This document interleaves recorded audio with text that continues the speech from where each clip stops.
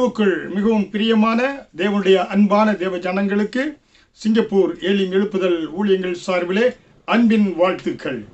இன்றைய நாளிலும் இந்த மகிழ்ச்சியான குடும்பத்திலே உங்களோடு பகிர்ந்து கொள்ளக்கூடிய ஒரு காரியம், கிறிஸ்தவ திருமண வாழ்க்கையிலே வரக்கூடிய சில பிரச்சனைகளை இலகுவாக தீர்ப்பது எப்படி. Simple way to solve Christian marriage problems. புரியுங்களா? இலகுவான விதத்திலே கிறிஸ்தவ திருமணங்களிலே வரக்கூடிய அந்த பிரச்சனைகளை எப்படி அதை நாம் தீர்ப்பது என்பதை குறித்து இன்றைக்கு உங்கள் மத்தியிலே நான் பகிர்ந்து கொள்ள இருக்கிறேன். புரியுங்களா?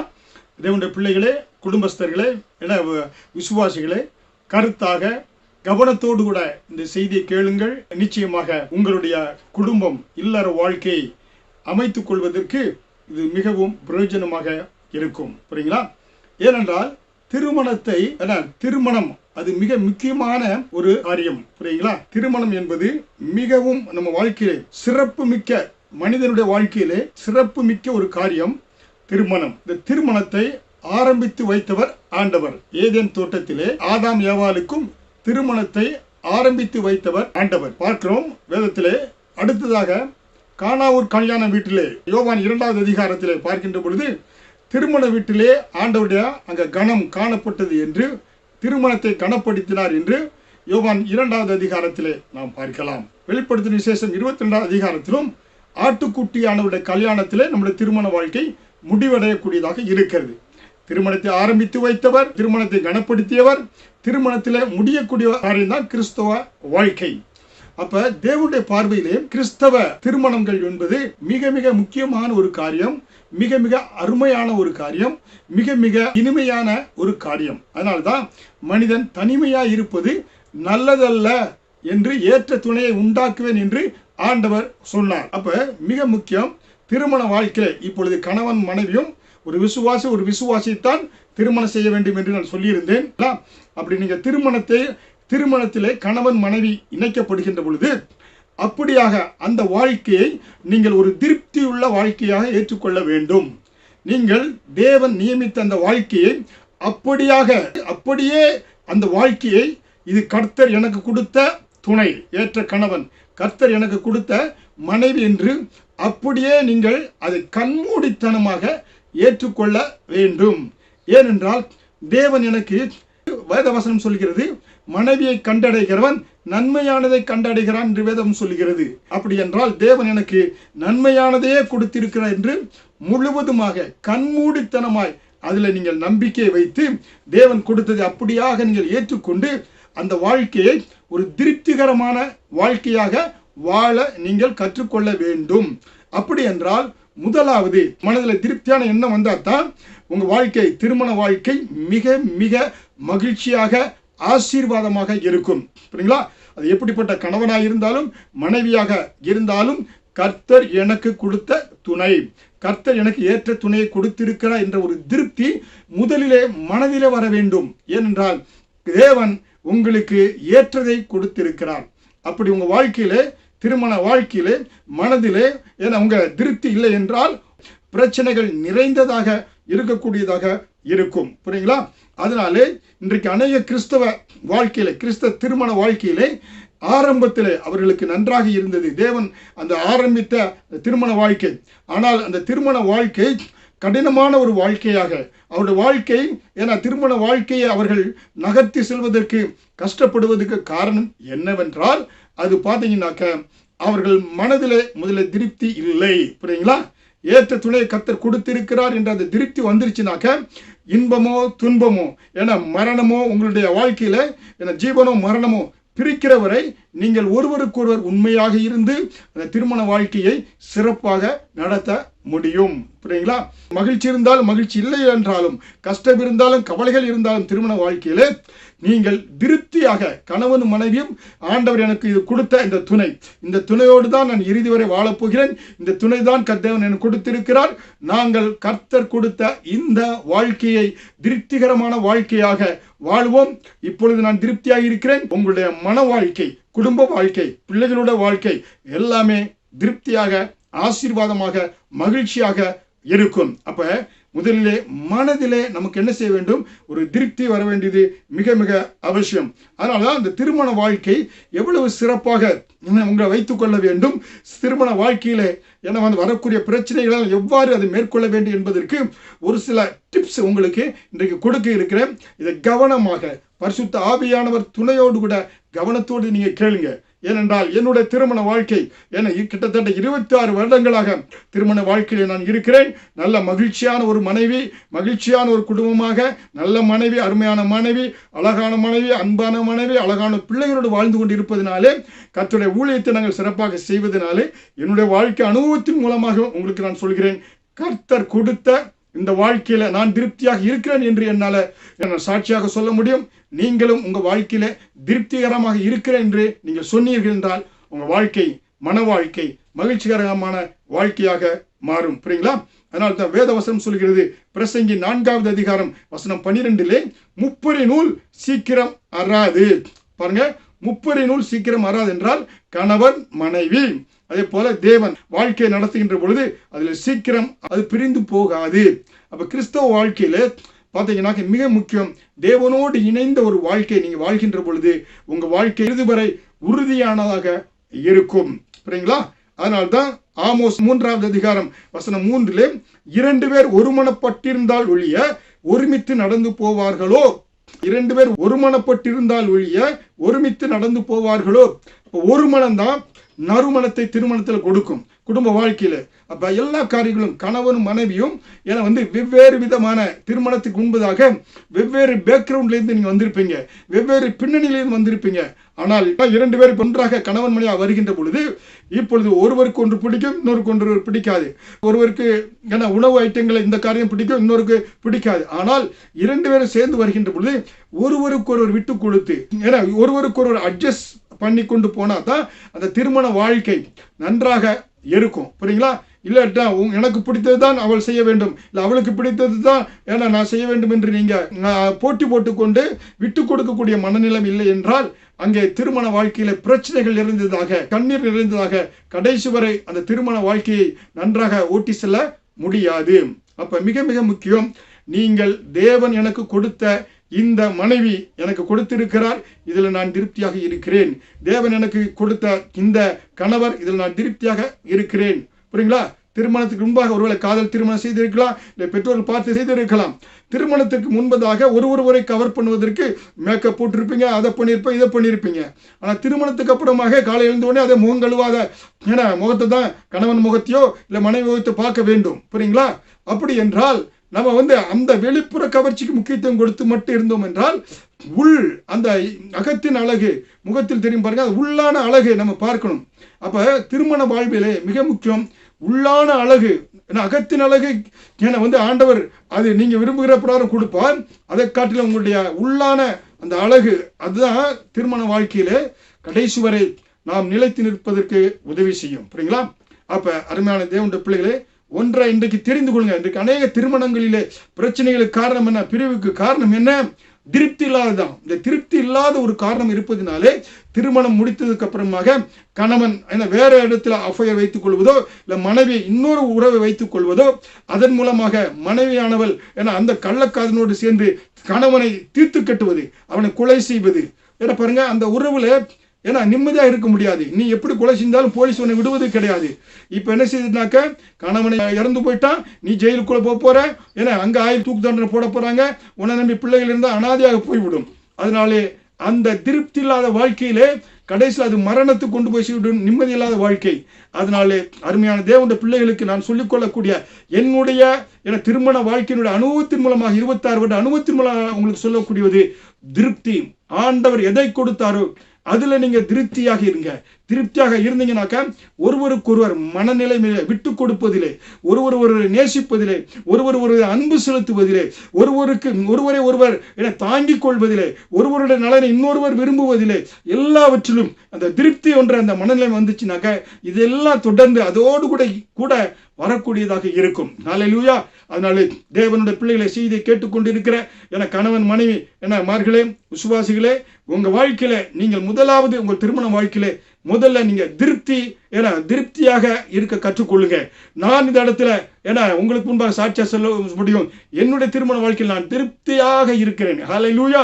ஊழியத்திலே, குடும்ப வாழ்க்கையிலே, பிள்ளைகள் வாழ்க்கையிலே, என் திருமண வாழ்க்கையில் நான் திருப்தியாக இருக்கிறேன் என்று நான் சொல்ல முடியும். ஹல்லேலூயா. அப்ப ஒன்று, உங்களுடைய திருமண வாழ்க்கையில் வரக்கூடிய சின்ன சின்ன பிரச்சனைகளை தீர்ப்பதற்கு முதலாவது டிப்ஸ் என்னது? திருப்தியான ஒரு வாழ்க்கை. திருப்தியாக நீங்கள் இருக்க வேண்டும். நீங்க திருப்தியாக மனநிலையில் இருந்தால் தான் கர்த்தரை திருப்தியாக நீங்க ஆராதிக்க முடியும். திருப்தியான மனநிலையில் இருந்தால் தான் குடும்பத்துக்கு செய்ய வேண்டிய கடமைகளை செய்ய முடியும். திருப்தியான மனநிலையில் இருந்தால் வேலையில் போய் வேலையை நீங்க செய்ய முடியும். அப்ப எல்லா காரியத்துக்கும் நல்ல மனநிலையோடு கூட வாழணும், குடும்பம் நடத்தணும், குடும்ப தலைவராக இருக்கணும், நல்ல கணவனாக இருக்கணும், மனைவியாக இருக்கணும்.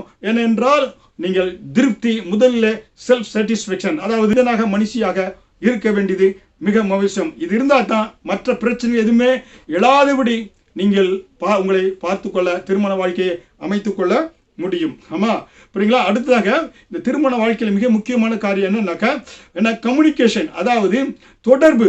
புரியுங்களா? அதாவது கணவன் மனைவி அந்த உறவு பாருங்க. முன்னால நீங்க திருமணத்துக்கு முன்பாக வெவ்வேறு இடத்துல இருந்தீங்க. ஆனால் ஒருவருடைய குணநலங்களை புரிந்து கொள்வதற்கு நீங்க என்ன செய்யுங்க? நேரம் எடுத்து நீங்க பேசுறீங்க. ஒருவரை புரிந்து கொள்வதற்கு. நானும் மனைவியும் திருமணத்திற்கு முன்பாக ஒருவரை விட்டு ஒருவர் கிட்டத்தட்ட 10 வருடங்கள் ஒருவர் புரிந்து கொள்வதற்கு நாங்கள் பேசணும். ஏன்னா புரிந்து கொள்வதற்கு நேரம் கேட்கிறது, பாசம் பழக துடிக்கிறது.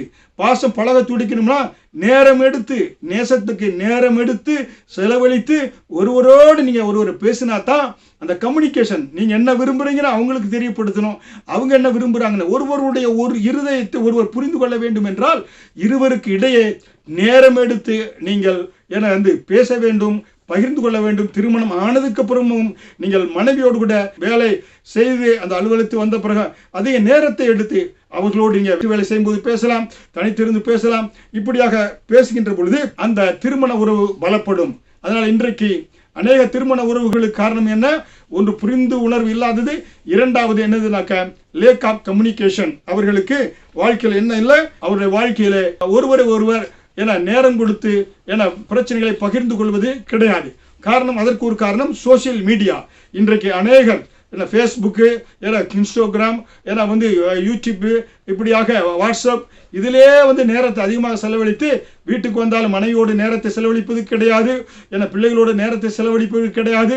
இது எல்லாருக்கும், எனக்கு உங்களுக்கு எல்லாருக்கும் சொல்கிறேன், சோசியல் மீடியா உங்களுடைய அந்த கம்யூனிகேஷன் நேரத்தை அது பிடுங்கிக் கொள்வதனாலே திருமண வாழ்க்கையிலே என்ன உண்டாகிறது? பிரச்சனைகள் உண்டாகக்கூடியதாக இருக்கிறது என்று நாம் பார்க்கிறோம். புரியுங்களா? அதனால்தான் ஒருவர் புரிந்து கொண்டு ஒருவர் என்ன செய்ய வேண்டும் என்றால் நேரம் கொடுக்க வேண்டும். அவர்களை புரிந்து கொள்வது மட்டுமல்ல, அவர்களோடு நீங்கள் பேசுவதற்கு நேரத்தை ஒதுக்க வேண்டியது மிக மிக அவசியம். ஹல்லேலூயா. பாருங்க, எப்படி நம்ம தேவனோடு நேரம் எடுத்து வேதத்தை வாசிக்கிறோம், பைபிள் படிக்கிறா, தேவனுடைய இருதயத்தை புரிந்து கொள்கிறோம். புரியுங்களா? அதே போல நேசம் நேரம் கேட்கிறது, பாசம் பழக துடிக்கிறது என்றால் நேரம் எடுத்து தேவனோடு பேசுகின்ற பொழுது தேவனுடைய இருதயத்தை அறிந்து கொள்ள முடியும். நேரம் எடுத்து உங்களுடைய மனைவியோடு கூட, கணவனோடு கூட, பிள்ளைகளோடு கூட நேரத்தை செலவழிக்கின்ற பொழுது உங்கள் வாழ்க்கையிலே நேசம், அந்த பாசம் மேலும் அது உறுதிப்படும். சிறந்த வாழ்க்கையை நீங்க வாழ முடியும். புரியுங்களா? அப்படி நீங்க நேரம் எடுத்து பேசுகின்ற பொழுது ஒருவருக்கொருவர் அந்த கான்ஃபிளிக்ட், அதாவது உங்களுக்கு புரிந்து கொள்ளக்கூடிய காரியங்களை எல்லாம் என்ன செய்ய முடியும்? அதை புரிந்து கொள்ள முடியும். அப்ப நீங்க விட்டு கொடுக்குறீங்க, ஒருவருக்கொருவர் என்ன செய்றீங்க? நீங்க தயவாய் விட்டு கொடுக்குறீங்க, திருப்தியாக இருக்கிறீங்கன்னா கணவன் என்ன விரும்புகிறாரோ அந்த காரியத்தை மனைவி அவங்களுக்கு செய்து கொடுப்பாங்க. மனைவி என்ன விரும்புகிறாங்களோ அந்த காரியத்தை கணவன் செய்து கொடுப்பார்கள். ஏன்னா அவங்க வேற பின்னணியில் நான் இப்படிதான் வந்தேன்னு சொல்லிட்டு அதுல உறுதியாக இருக்க மாட்டாங்க. ஏனென்றால் நமக்கு தேவை திருமண வாழ்க்கை. ஒரு பரலோகத்தை போல இந்த குடும்பத்தில், இந்த பூலோகத்தில் திருமண வாழ்க்கை சிறப்பாக நமக்கு அமைய வேண்டும். புரியுங்களா? அதனால இந்த திருமண வாழ்க்கையில திருப்தி இல்லாமல் நீங்க வாழ்ந்து துணையோடு வாழ்ந்தீங்கன்னாக்கா இங்க ட்ரியல் அண்ட் எரருக்கு வழி கிடையாதுங்க. புரியுங்களா? அப்படி நினைக்க கூடாது. பாப்போம், பழகி பார்ப்போம், 2 வருஷம் சரியில்லை தூக்கி எறிஞ்சிடும், இன்னொன்னு அப்படின்னு போய்கொண்டிருக்க முடியாது. திருமண வாழ்க்கையில நீங்க என்ன செய்றீங்க? அந்த ஒப்பந்தத்திலே வாழ்விலும் சாவிலும் இன்பத்திலும் துன்பத்திலும் மரணம் பிரிக்கிறவரை நாங்கள் ஒருவருக்கொருவர் துணையாக இருப்போம் சொல்றீங்க, ஒரே மாமிசமா இருப்பீங்க நீங்க சொன்னீங்கன்னாக்க அப்ப அந்த துணையோடு இருக்கின்ற பொழுதுதான் இந்த பூமிக்குரிய கவர்ச்சி மிகுந்த வாழ்க்கை சில நாட்கள் முடிந்துடும். ஆனால் ஒருவருக்கொருவர் அந்த ஒருவரை புரிந்து கொண்டு ஒருவருக்கு அந்த திருப்தியான வாழ்க்கை வாழ்கின்ற பொழுது வயதான நாட்களிலும் மனைவி கஷ்டப்பட்டு கொண்டிருந்தா கணவன் அதுக்கு உதவியாக, மனைவி கஷ்டப்பட்டு கொண்டிருந்தா கணவனுக்கு அது உதவியாக நீங்க கடைசி வரை இந்த பூமிக்கு வாழ்க்கையிலே என மன நிம்மதியாக மன வாழ்க்கை திருமண வாழ்க்கை ரம்மியமான ஒரு வாழ்க்கையாக நீங்க வாழ முடியும். அன்னையோட வாழ்க்கையில பார்க்கின்ற பொழுது மனம் போல வாழ்கிறதுனாலே வயதான நாட்களிலே அனாதைகளை போல கணவனை விவாகரத்து செய்துவிட்டு மனைவி மனம் போல வாழ்வதனாலே அனாதை போல யாரும் கைவிடப்பட்ட சூழ்நிலை அனாதை போல அவங்க மறிக்கிறாங்க. அதே போல கணவனும் மனைவிக்கு விரோதமாக செல்வதனாலே அவரும் கடைசி நாட்களிலே அவர்களால் உழைக்க முடியாத அந்த நாட்களிலே அவர்கள் கைவிடப்பட்டு ஒரு அனாதை போல அவர்கள் மறிக்கிறார்கள். அப்படி நீங்கள் தேவனுடைய பிள்ளைகள் செல்லக்கூடாது என்பதற்காக தான் இந்த தொடரின் மூலமாக உங்களிடத்து அன்பான வேண்டுகோளை வைக்கிறேன். முதலாவது திருப்திகரமான இருங்க எல்லா காரியத்திலும்.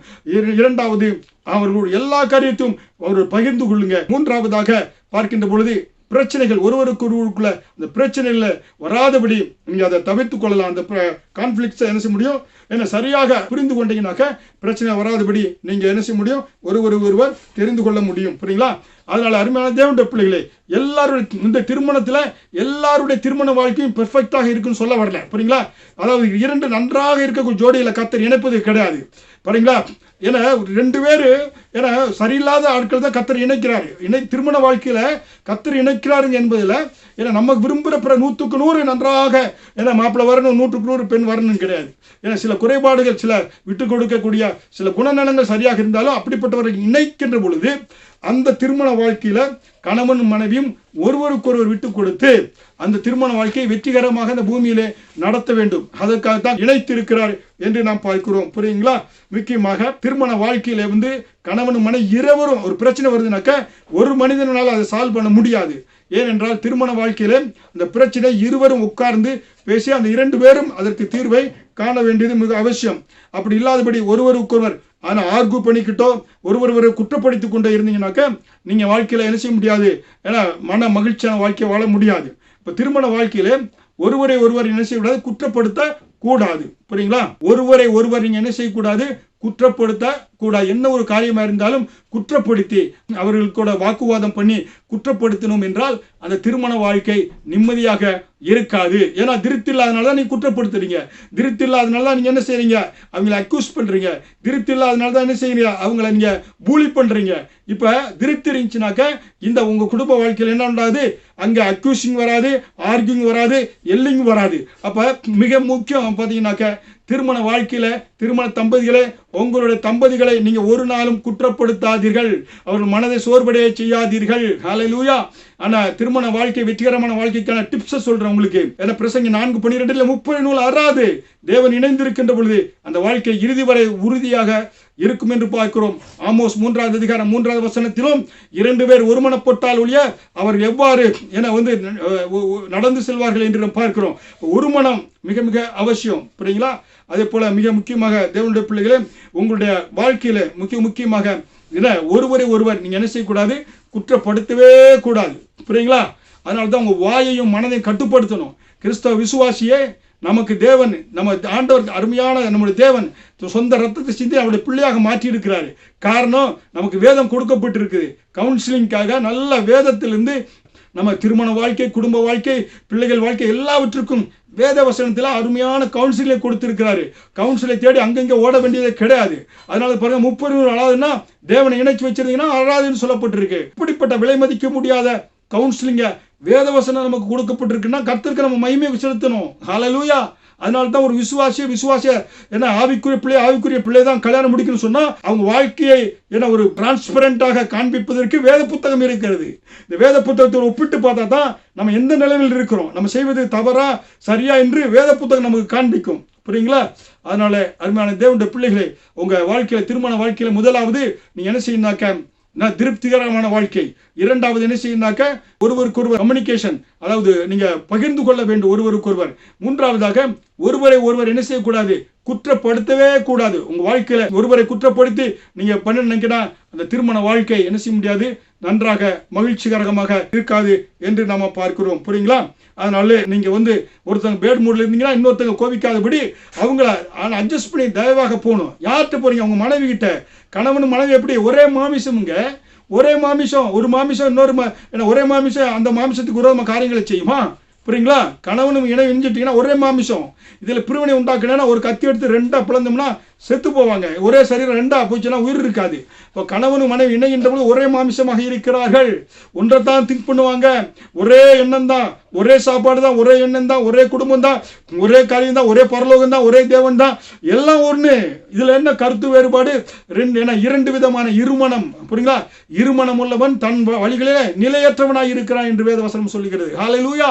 இங்கே குடும்ப வாழ்க்கை என்று வரும்போது ஒரு மனம், அங்கே நறுமணத்தை நம்ம பார்க்க முடியும். ஹல்லேலூயா. அடுத்த காரியத்தை நம்ம பார்க்கின்ற பொழுது, ஏன்னா நீங்க உங்களுடைய listen to your partner opinion, அதாவது உங்களுடைய துணையினுடைய கருத்தை நீங்கள் கேட்க வேண்டும். ஹல்லேலூயா.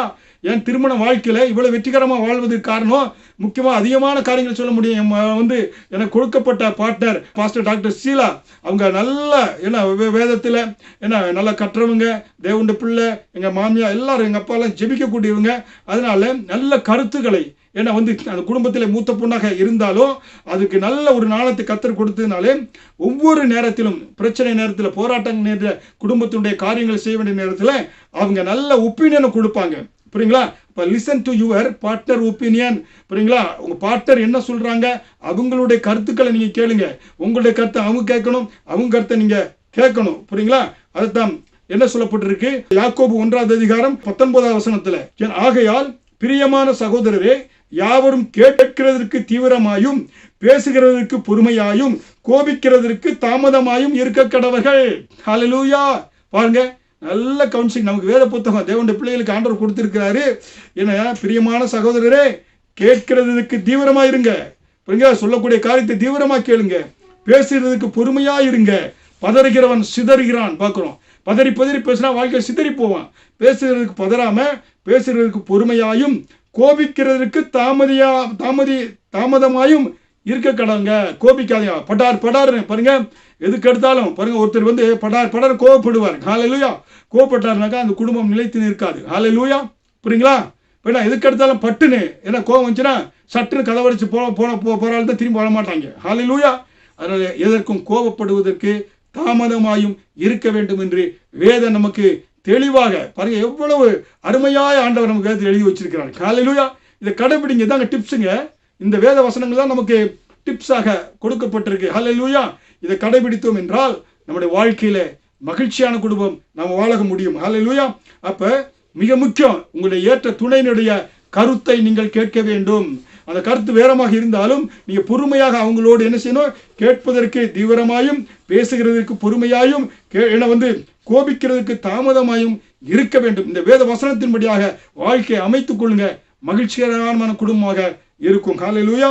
அதனால உங்களுடைய துணையினுடைய கருத்து என்ன, அவங்களுடைய ஒப்பீனியன் என்ன, அவங்களுடைய ஃபீலிங் என்ன, அவங்களுடைய எண்ணம் என்ன, அவங்களுடைய காரியங்கள் என்ன, எல்லாவற்றையும் நீங்கள் காது கொடுத்து கேட்க வேண்டியது மிக மிக அவசியமாக இருக்கிறது என்று நாம் பார்க்கிறோம். புரியுங்களா? அருமையான தேவனுடைய பிள்ளைகளே, அவங்க பேசுறாங்கன்னா இடையில குறுக்க பேசக்கூடாது. அவங்க பேசுறவரை பொறுமையா இருந்து நாங்கள் கேட்டு உங்களுடைய ஒப்பீனியன் அப்ப நீங்க சொல்லலாம். 2 பேரும் ஒருவருக்கு அதான் நீங்க திருப்தி இருந்துச்சுனாக்கா வாழ்க்கையிலங்க இந்த பிரச்சனை எல்லாம் வராதுங்க. 2 பேர் வாழ்க்கையில திருப்தி இருந்துச்சுனாக்க பேசுறதுக்கு பொறுமையாயும் கோபிக்கிறதுக்கு தாமதமாயும் அப்ப கேட்கறதுக்கு தீவிரமாயும் நீங்க இருப்பீங்க. ஹல்லேலூயா. அருமையான தேவனுடைய பிள்ளைகளே, இந்த வார்த்தைகளை கேட்டு இதன்படி வாழ்க்கையை அமைத்துக் கொள்ளுங்க. பரிசுத்த ஆவியானவர் உங்களுக்கு உதவி செய்வார். அடுத்ததாக பார்க்கின்ற பொழுது பாருங்க, ஒருவர் learn to appreciate each other. ஒருவர் என்ன செய்யணும், நீங்க பாராட்ட கற்றுக்கொள்ளணும். மனைவி ஒரு சமைச்சு கொடுத்தானா உடனே அவங்கள புகழுங்க, அவங்கள பாராட்டுங்க. அவங்க கஷ்டத்தோடு ராத்திரி பகல் முழுவதும் வீட்டு பிள்ளைகளை கவனிக்கணும், உங்களுக்கு சமையலை பார்க்கணும், துணியை துவைக்கணும், வீடை கூட்டணும், வீட்டு காரியங்களை செய்யணும், இவ்வளவு காரியங்களா இருக்கும். அப்ப அவங்களை என்ன செய்யணும், நம்ம புகழ கற்றுக்கொள்ளணும், அவங்கள கனப்படுத்த கற்றுக்கொள்ளணும், அவங்களை அப்ரிஷியேட் பண்ண கற்றுக் கொடுக்கணும். வாரத்தில் 7 நாள் 6 நாள் இப்படி சமைக்கணும். ஒரு நாள் வீட்டில் சமையல் பாத்திரம் எல்லாத்தையும் ஸ்டவ்வெல்லாம் ஆஃப் பண்ணிட்டு ஒரு நாள் வெளியே கூட்டிட்டு போய் சின்ன சாப்பாடு வாங்கி கொடுத்தா அவங்களுக்கு ஒரு உறவு உங்களுக்கு பலப்படும். புரியுங்களா? அவங்களை நீ அப்ரிஷியேட் பண்ணணும். அதுதான் எபேசியர் 5:33 எப்படியும் உங்களில் அவனவன் தன்னிடத்தில் அன்பு கூறுவது போல தன் மனைவியினிடத்தில் அன்பு கூற கடவன், மனைவியும் புருஷனிடத்தில் பயபக்தியா இருக்க கடவுள். புரியுங்களா? வேதவசனம் சொல்லுங்க, எவனோ தன்னிடத்தில் அன்பு கூறுவது போல உங்கள் மனைவி இடத்தில் நீங்க அன்பு கூற வேண்டும் என்று வேதவசனம் சொல்லுகிறது. ஹல்லேலூயா. அப்ப பாருங்க, வேதவசனம் நமக்கு எவ்வளவு தெளிவாக ஒருவர் என்ன செய்ய வேண்டும் என்றால் நாம் ஒருவரை ஒருவர் கனப்படுத்த வேண்டும். மனைவி செய்தால், அவங்க காரியங்கள் செய்தால் அதை நீங்க அப்ரிஷியேட் பண்ண வேண்டியது மிக மிக முக்கியம். அதனால தான் நீதிமொழிகள் 12வது அதிகாரம் 4வது வசனத்திலே, குணசாலியான ஸ்திரீ தன் புருஷனுக்கு கிரீடமாய் இருக்கிறாள், இலச்சை உண்டு பண்ணுகிறவளோ அவனுக்கு எலும்புருக்கியாய் இருக்கிறாள். ஹல்லேலூயா. குணசாலியான ஸ்திரீ எப்படிப்பட்டவளா இருக்கிறாள்னா, தன் புருஷனுக்கு கிரீடமாக இருக்கிறாள். ஹல்லேலூயா. பாருங்க, மனைவி ஆனவளுக்கு நல்லா ட்ரெஸ் உடுத்து அவளுக்கு கொடுக்க வேண்டிய காரியங்களாம் கொடுத்து சந்தோஷத்தோட வெளியே போனானாக்கா பார்க்கிறவங்க என்ன நினைக்கிறாங்க, இங்க பாரியா இவ எவ்வளவு சந்தோஷமா இருக்கிறா அப்படின்னு அவங்க சொல்லும் போதே ஆட்டோமேட்டிக்கா கணவனுக்கு என்னது, கிரீடத்தை அவள் கொண்டு வரக்கூடியவரா இருக்கிறாள். வெளியே போய் சொல்ல வேண்டியதில்லை என் கணவன் நல்லா வச்சிருக்கானு. அவன் நடக்கையில, பேச்சிலே, அவள் உடுக்கையிலே, அவள் ஏன்னா அந்த காரியங்கள் எல்லாம் அவள் செய்து நன்றாக சந்தோஷத்தோடு வெளியே செல்கின்ற பொழுது அவள் தன் புருஷனுக்கு கிரீடத்தை கொண்டு வரக்கூடியவளாக இருக்கிறார் என்று நீதிமொழிகள் 12வது அதிகாரம் வசனம் 4 சொல்லப்பட்டு இருக்கிறது. ஹல்லேலூயா. அதனாலதான் அருமையான தேவனுடைய பிள்ளைகளே, பிரசங்கி 4வது அதிகாரத்துல வசனம் 9 முதல் 12 நமக்கு வேத வசனம் என்ன சொல்லி பாருங்க, ஒண்டியாயிருப்பதிலும் இருவர் கூடியிருப்பது நலம், அவருடைய பிரயாசத்தினால் அவர்களுக்கு நல்ல பலன் உண்டாகும். ஒருவன் விழுந்தால் அவன் உடனாளி அவனை தூக்கி விடுவான், ஒண்டியாயிருந்து விழுகிறவனுக்கு ஐயோ அவனை தூக்கிவிட துணை இல்லையே. பாருங்க, கணவன் மனைவி இருந்தா ஒருவர் சோர்ந்து போகிற இன்னொருத்தர் தூக்கி விடுவாங்க. அப்படி என்னோட வாழ்க்கையில ஊழிய காரியங்கள், தனிப்பட்ட வாழ்க்கை, ஏன்னா எவ்வளவு போராட்டங்கள் பிரச்சனை வந்த போது கூட என்னுடைய துணைவி அருமையான பாஸ்டர் டாக்டர் ஷீலா துணையாக இருந்ததுனாலே, ஏன்னா விழுகிறவனுக்கு அவங்க துணையாக இருந்ததுனாலே விழாதபடி என அது நாங்கள் முன்னேறி செல்வதற்கு அது உறுதியாக இருந்தது என்று பார்க்கிறோம். 2 பேராய் படுத்துக் கொண்டிருந்தால் அவர்களுக்கு சூடு உண்டாகும், ஒண்டியாயிருக்கோ சூடு உண்டாகுவது எப்படி? ஒருத்தன் படுத்திருந்தா குளிர்ல நடுகிட்டு இருப்பார், 2 பேர் சேர்ந்து கணவன் மனைவி இருக்கின்ற பொழுது அங்க என்ன உண்டாகும்? சூடு உண்டாகும் என்று வேதவசனம் சொல்லுகிறது. ஒருவன் ஒருவன் மேற்கொள்ள வந்தால் இருவரும் அவனுக்கு எதிர்த்து நிற்கலாம், 30 நூல் சீக்கிரத்தில் அறாது.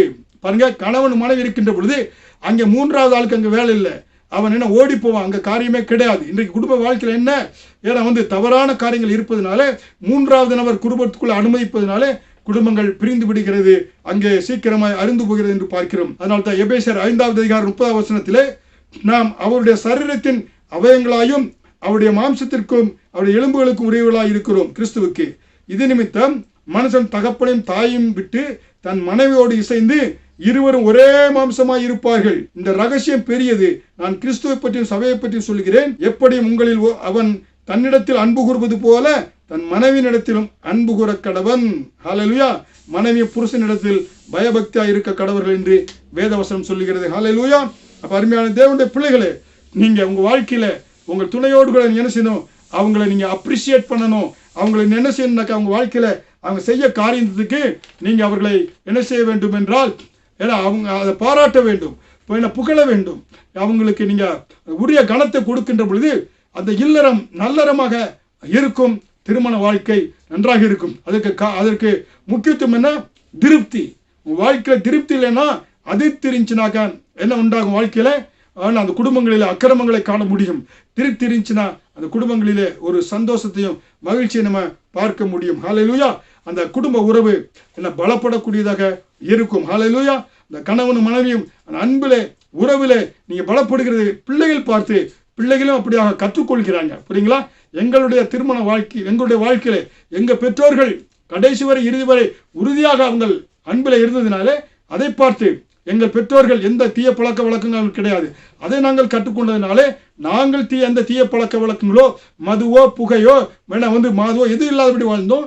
எங்களை பார்த்து எங்கள் பிள்ளைகள் அப்படியாக வளரக்கூடியவர்களாக இருக்கிறார்கள். அப்ப நம்முடைய வாழ்க்கையே ஒரு பாடமாக அவர்களுக்கு ஏன்னா திறந்த ஒரு புத்தகமாக இருப்பதினாலே பிள்ளைகள் அதன் மூலமாக நல்ல காரியங்களை கற்றுக்கொள்ளக்கூடியவர்களாக இருக்கிறார்கள். ஹல்லேலூயா. அடுத்ததாக ஒருவருக்கு என்ன செய்யணும்? ஒருவர் மன்னிக்க வேண்டும். மன்னிப்பு என்பது பரலோகத்தினுடைய முன் சுவை. ஹல்லேலூயா. கிறிஸ்து எப்படியாக நம்மை மன்னித்தாரோ, கொலோசியர் 3வது அதிகாரம் 13வது வசனத்திலே, ஒருவரை ஒருவர் தாங்கி ஒருவர் பேரில் ஒருவருக்கு குறைவு உண்டானால் கிறிஸ்து உங்களுக்கு மன்னித்தது போல ஒருவருக்கொருவர் மன்னியுங்க. ஹல்லேலூயா. நம்ம பாவியில் இருந்தோம், இயேசு கிறிஸ்து ஏற்றுக்கொள்ளாததுனால பாவிலும் பயங்கரமான ஒரு பாவி, கொடும்பாவி. ஹல்லேலூயா. இயேசுவை ஏற்றுக்கொள்ளாததுனால நம்ம எவ்வளவாக என்ன உலக காரியங்கள் உலக இச்சையில இருந்தோம். ஆனால் அப்படிப்பட்ட பாவியை கழுத்து ஒடித்து என திருகாதபடி தேவன் நம்மை கிருபையாய் மீட்டெடுத்தார். ஹல்லேலூயா. அப்படி கிருபையாய் தேவன் நம்மை மன்னித்து ஒரு பிள்ளையாய் மாற்றினது போல ஒருவர் தாங்கி ஒருவர் பேரில் ஒருவருக்கு குறைவு உண்டானால் கிறிஸ்து உங்களுக்கு மன்னித்தது போல ஒருவருக்கொருவர் கணவனும் மனைவி மன்னிக்கணும், மனைவி கணவனை மன்னிக்க வேண்டும் என்று கொலேசியர் 3வது அதிகாரம் 13வது வசனத்திலே நமக்கு வேத வசனம் சொல்லுகிறது. ஹல்லேலூயா.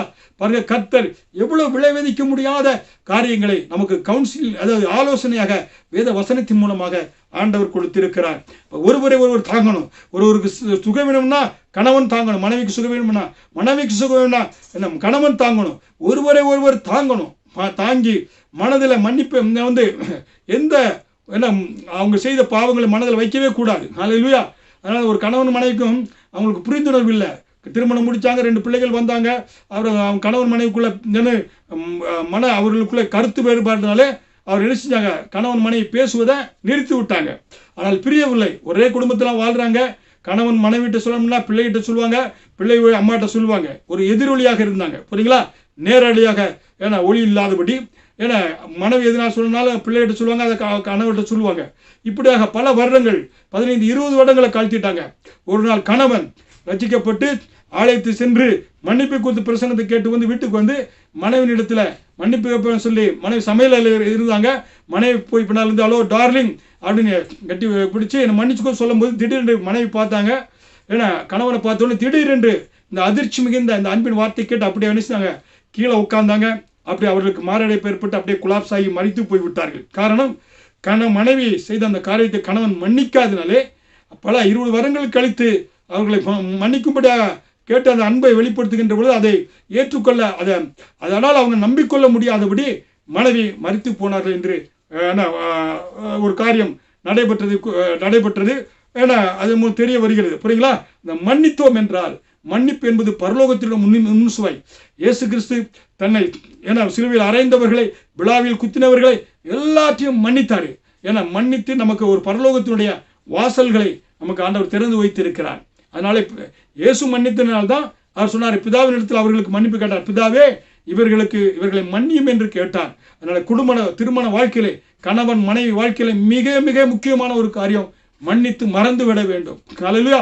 அன்றைக்கு பிரச்சனை, பெட்டுக்கு போவதற்கு இரவு தூங்குவதற்கு முன்பாக மன்னித்து மறந்து போயிடும். இந்த பூமிக்குரிய வாழ்க்கை, சில காலம் இந்த பூமியில வாழ்றோம். ஏன்னா இந்த வாழ்க்கையில நம்ம நிம்மதியாக மனதில் கசப்பையும் வைராக்கியத்தையும் வைத்து வாழக்கூடாது. கிறிஸ்துவ பிள்ளைகள் அப்படி வாழக்கூடாது. தேவனுடைய பிள்ளைகள் அப்படி வாழக்கூடாது.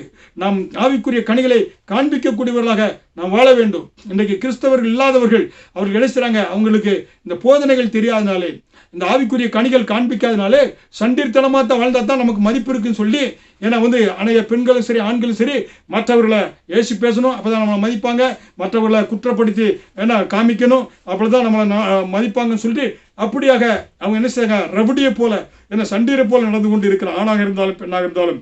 ஆனால் சத்தியத்தை அறிந்த பிள்ளைகள் நாம் ஆவிக்குரிய கனிகளை காண்பிக்க வேண்டும். நாம் என்ன செய்ய வேண்டும்? மன்னிப்பை வாரி வழங்க வேண்டும். இயேசு கிறிஸ்து நமக்கு பிதாவினிடத்தில் மன்னிப்பை பெற்றுக் கொடுத்திருக்கிறனாலே நாம் மன்னிப்பை குடும்ப வாழ்க்கையில வாரி வழங்கி நம்மளுடைய குடும்ப வாழ்க்கை சந்தோஷமாக இருக்க வேண்டும். ஹல்லேலூயா. அப்ப குடும்ப வாழ்க்கையில மிக மிக முக்கியம், திருப்தி இருந்துச்சுனாக்கா இலகுவாக நீங்க என்ன செய்வீங்க? மன்னித்து விடுவீர்கள். ஹல்லேலூயா. ஹல்லேலூயா. மன்னித்து விடுவீங்க. ஹல்லேலூயா. அடுத்ததாக பார்க்கின்ற பொழுது, ஏன்னா கடைசியாக நீங்க என்ன செய்யணும்? குடும்பத்துல குடும்ப ஜெபம் மிக முக்கியம். புரியுங்களா? குடும்பத்துல குடும்ப ஜெபம் மிக இருந்தா தான், ஏன்னா குடும்ப ஜெபம் மிக மிக முக்கியம். குடும்ப ஜெபம் இருந்தா தான் ஏன்னா ஒருவரை ஒருவர் அந்த இதில் புரிந்து கொள்ளக்கூடிய, குடும்பத்தில் உங்களுடைய என்ன மனைவி என்ன பிள்ளைகள் என்ன என்பது ஏன்னா தேவனோடு கூட அக்னாலஜ் காட், ஏன்னா தேவனோடு கூட நீங்கள் நேரத்தை அந்த ஒவ்வொரு நாளும் குடும்ப ஜெபம் மிக முக்கியம். குடும்ப ஜெபத்தில் உட்காருகின்ற பொழுது கணவனுடைய இருதயம், மனைவியுடைய எண்ணங்கள், எல்லா பிள்ளைகளுடைய எண்ணங்கள் அங்கே பகிர்ந்து கொள்ளப்பட்டு அந்த குடும்பம் ஒரு பரலோகத்தை போல காணப்படும். புரியுங்களா? அப்போ மிக முக்கியம் உங்கள் வாழ்க்கையில் என்ன திருப்தியாக, எல்லா கருத்தும் திருப்தியாக இருக்க வேண்டும். அடுத்ததாக நீங்கள் ஒவ்வொருவருக்கொருவர் என்ன செய்ய வேண்டும் என்றால், ஏன்னா நீங்கள் கம்யூனிகேஷன் மிக முக்கியம். அடுத்தது என்ன, ஒருவர் குற்றப்படுத்தக்கூடாது. அடுத்தவருடைய ஆலோசனைகளுக்கு முக்கியத்துவம் கொடுக்கணும், அவங்களுடைய எண்ணங்களுக்கு முக்கியத்துவம் கொடுக்கணும், மற்றவர்களை இங்கே கனப்படுத்தணும், அவங்களை மன்னிக்க வேண்டும். இரண்டாவது, அந்த குடும்பத்தில் என்ன செய்ய வேண்டும் என்றால் தேவனோடு கூட உறவாட வேண்டும். அப்படி இருக்கின்ற பொழுது அந்த குடும்பம் ஒரு பரிசுத்தமான குடும்பமாக, மகிழ்ச்சிகரமான குடும்பமாக இருக்கும். அப்படிப்பட்ட இந்த சத்தியத்தில் வளருவதற்கு பரிசுத்த ஆவியானவர் உங்களுக்கு உதவி செய்வார். எல்லா தீங்கு வியாதிகளிலிருந்தும், கொரோனா வியாதிகளிலிருந்தும், கண்ணீர் கவலைகள் எல்லாவற்றிலிருந்தும் கர்த்தர் நீக்கி உங்களையும் குடும்பத்தையும் பாதுகாத்து நடத்துவார். கர்த்தர் தாம் உங்களை ஆசீர்வதிப்பாராக. ஆமீன்.